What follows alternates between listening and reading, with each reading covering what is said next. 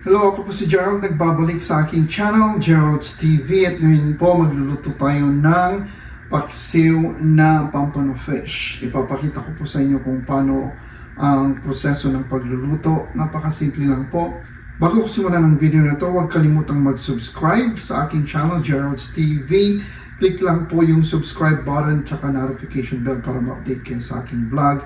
Shoutout po sa mga nanonood dyan at aking mga subscribers. Sa mga hindi pa nag-subscribe, mag-subscribe na.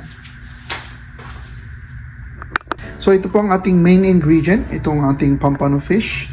Mayroon tayong luya, tsaka bawang, at mayroon tayong sibuyas. Magagayat tayo ng sibuyas para sa ating pangpaksiw.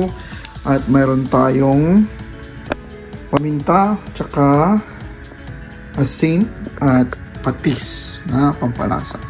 Ayan, ang tabayanan lang po.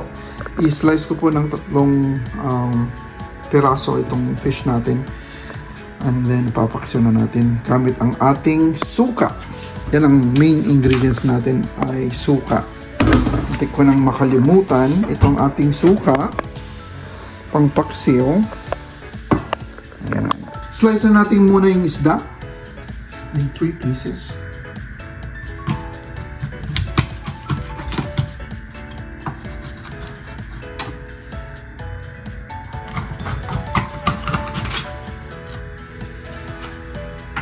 Tapos mag-slice tayo ng aromatics.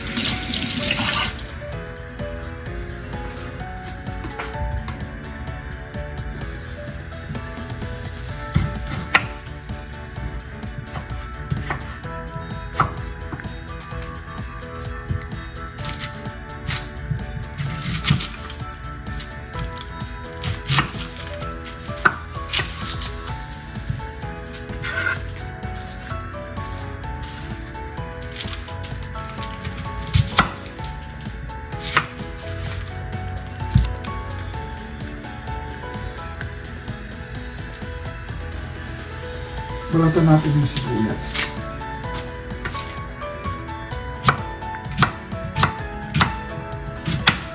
Masarap po pag maraming ingredients yung ating paksiw.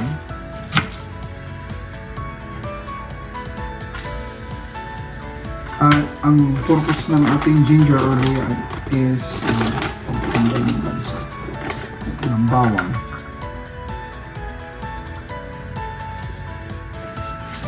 Nagayat na natin ang ating mga aromatics. Mayroon tayong sibuyas, luya, at bawang.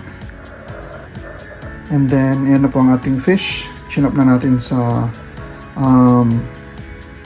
chinop na natin ng 3 piraso. At laglag na natin ang ating mga aromatics.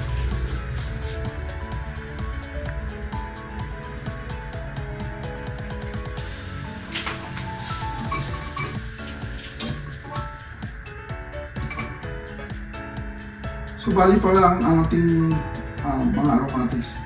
Hindi na natin isasangkot siya kasi paksiw na, diba? Ayan. Ating fish, laglag na natin. Papamintang buo. Ito na. Mga 6 na piraso lang. Tapos, lagyan natin ng ating durog na paminta. Maganda folks pag makikita mo. Ayan. So, yung paminta natin na durog. Tapos, ano pa ba? Asin.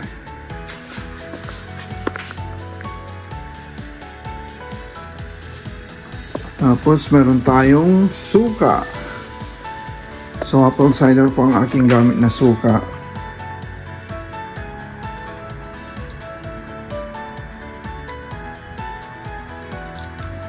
Ayan. I-simmer natin ng mga 20 minutes ang ating paksiw. Maglalagay ako ng konting asukal.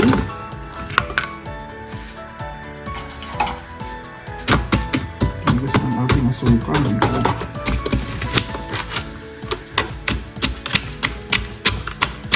Kami kasi ng panahon eh. Ayan, ganyan karaming brown sugar. Para pang-balance lang po.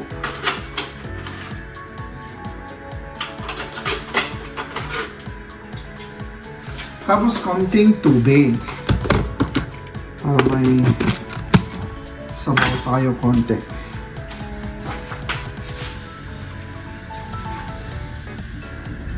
And then, patis or fish sauce.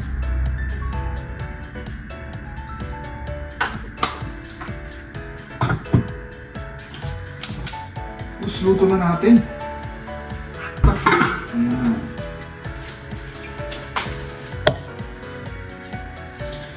After 20 minutes, balikan natin ang ating paksiw na pampano, okay?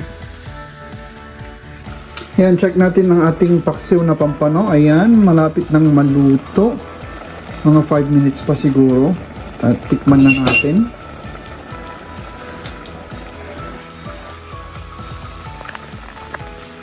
Tikman na natin ang ating pampano.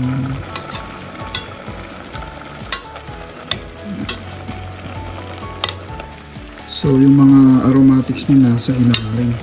Talaga may sasarap.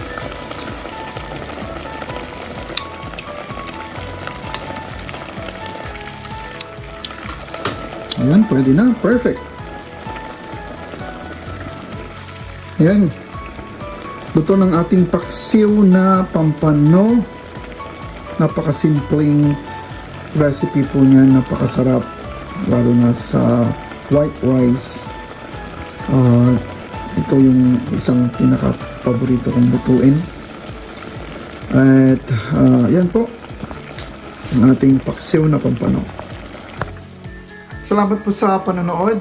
Hanggang sa muli. Once again, ako po si Gerald. Huwag kalimutang mag-subscribe sa aking channel, Gerald's TV at Las Vegas Motor Speed. Shoutout sa mga subscribers ko dyan at mga supporters and mga viewers natin. At hanggang sa muli.